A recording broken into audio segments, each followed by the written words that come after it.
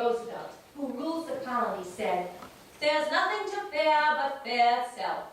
Most apropos words are these. Though we're women, it is clear, we must somehow persevere, paying heed, though we're distraught, to Mr. Roosevelt's heart. Don't be afraid, when you can be courageous, why be afraid? High spirits are contagious, carry on. Don't be afraid, there is no need to cower, why be afraid? It's not our darkest hour, carry on. When the day is bleak and your knees are weak, tell your fears away, be gone. Whoop, whoop, your fips, your bubble it, carry on. Do not condone emotions that are skittish, you're not alone. Remember, we are British, carry on. Lady Grace, carry on. Oh, these stairs you do nicely. You don't expect me to use that. Of course, my dear. Mystery. That's all well and good. But you see, I cannot appear to hide my fear, for I admit to having qualms. When the moment's tense, I've no defense, just perspirating palms. Do not condone emotions that are skittish, you're not alone. Remember, we are British, carry on, carry. Never frown, you're feeling down if night must come to dawn. That's it. But it's hope this life will get you straight. And remember, carry on. Don't be afraid. When you can be courageous, why be afraid? High spirits are contagious. Carry, carry, we shall carry on. Carry on. Never frown, you're feeling down if night must come to dawn. But it's hope this life will get you straight. And remember, carry on. I'm not afraid. You'll never see me cower, why be afraid? Oh no, I'm right, don't cower, carry, carry, we shall carry on, carry on! Where I'm from, when you're feeling down, after night must come the dawn. Your fips to fight from the back, remember Queen Victoria. Do not condemn emotions that are skittish, you're not alone. Remember, we are British. Our hearts shall burst with pride, forever side by side. Don't be afraid. When you can be courageous, why be afraid? Thy spirits are contagious. Carry, carry, we shall carry on. Carry on!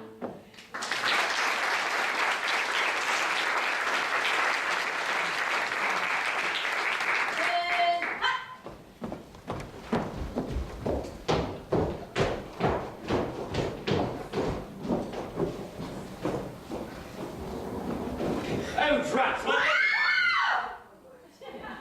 Returning to the scene of the crime, eh? I say! They always do that, you know. Advance, villain. Letty, the chair. I beg. The poor fellow's ringing that. You'll catch him death.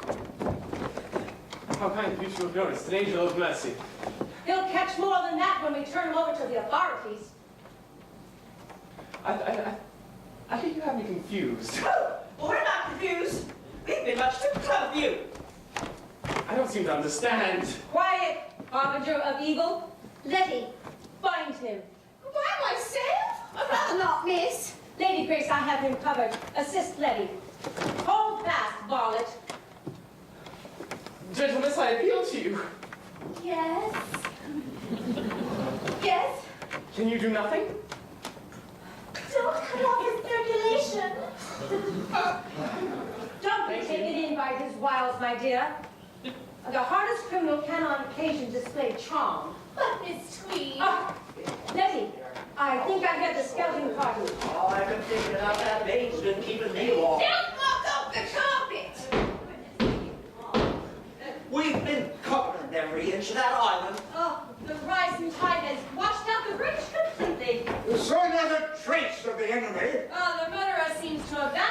into thin air, only to reappear. And who is this? If my deductions are correct, this is our man. So, this is our murderer? Murderer? Is that what? Murderer? Please, don't say anything else. And what might his motive be? Simple. He has a letter on his chest. He is a college student. College students are notoriously impoverished. He came here hoping to steal something of value, was discovered by Lord Ranker, and promptly did him in. But what about... Quiet, my dear, I haven't finished. So, I deduce that this young man is not only a college student and a thief, but our murderer as well. Letty, if you check his knapsack, I think you'll discover the weapon. A shirt? A jacket? A pair of trousers?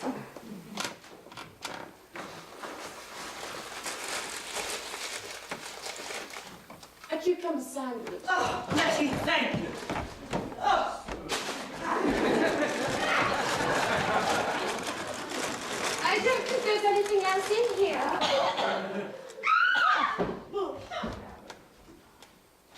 Mustn't smudge the fingerprints. Miss Tweed, you are remarkable. Well done. Yes. Well done. May I speak? Yes, it's only fair. You may speak, but don't expect us to believe a word you say. Your first deduction was correct. I am a college student. However, I am not a thief. I'm a third oarsman.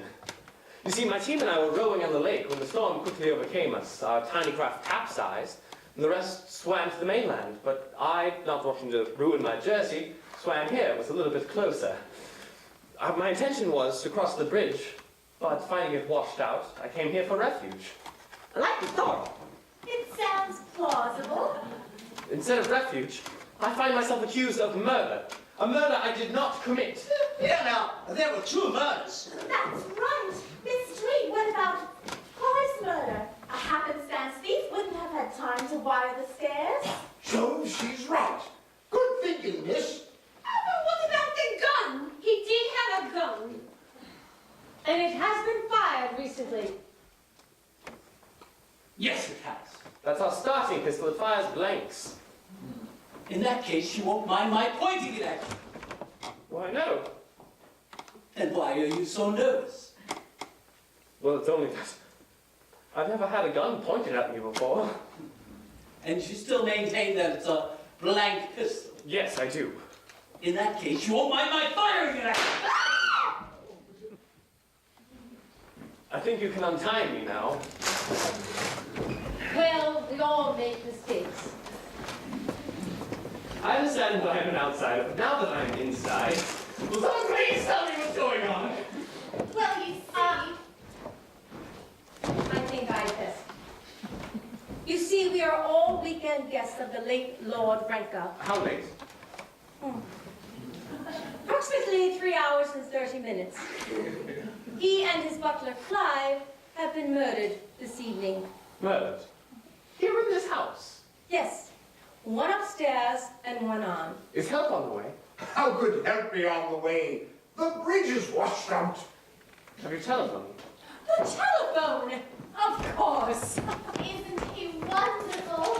Hello, operator, are you there? Dr. Grayburn? Hello? Dr. Grayburn, yes? The wire has been cut. Oh, operator, the wire has been cut! Anyone seen my garden shears? Cut wire, shears. Is this the only telephone? Oh, no, there's one in every room. Oh, would you mind checking them? Hello? I'll go with you. Hadn't you better change first? You're soaked to the skin. How kind of you to notice. Well, I hope at least one telephone in this house is on service. I don't see how I can send another boat down this island. Anxious to leave. Something has been troubling me.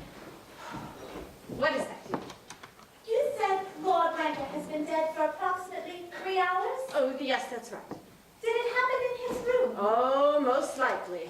Yet, the Colonel saw his car pull up. I did. Not more than 2 hours ago. You see? That's what has been troubling me. But I drove the master's car. You drove the car here, Yes, miss. and your shears most likely cut our only means of communication. Well, the shears must have been stolen. It's that simple. Nothing is simple when murder is involved. Why were you driving Lord Ranker's car? I saw his car parked by the west wing. I drove it round to the garage is all. Did you see Lord Ranker? No. Yeah, I thought he'd already arrived and gone straight to his rooms. Perhaps, but then how do you explain? All the wires are being cut off.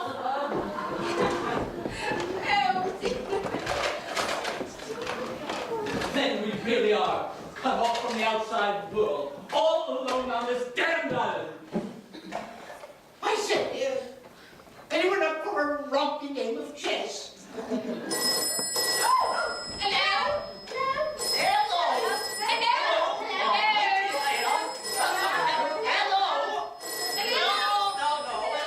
Hello?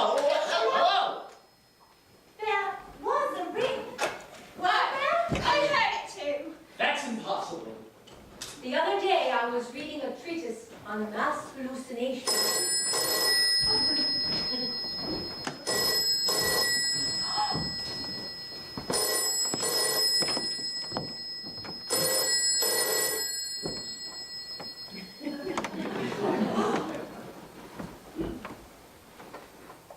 Hello? No need for that. The danger lies only to the person in a direct line of fire. Letty, fetch me the doctor's bag. I see you know your gases, Colonel. Well, I should. I fought in the Great War, you know. Is it lethal, Colonel? Oh, yes, I'm afraid so. I'm certain that death would have been almost... Instantaneous. The doctor murdered also. Is it murder this time? It looks that way. Another fiendishly concocted device. A timing mechanism. Set to simulate the ringing of a telephone bell. I thought it sounded like a telephone bell myself. What will we do? Oh, Kingston! Kingston! Oh, what will we do? We will remove the body. Master Nigel, please assist Flint and remove the good doctor to the coach house.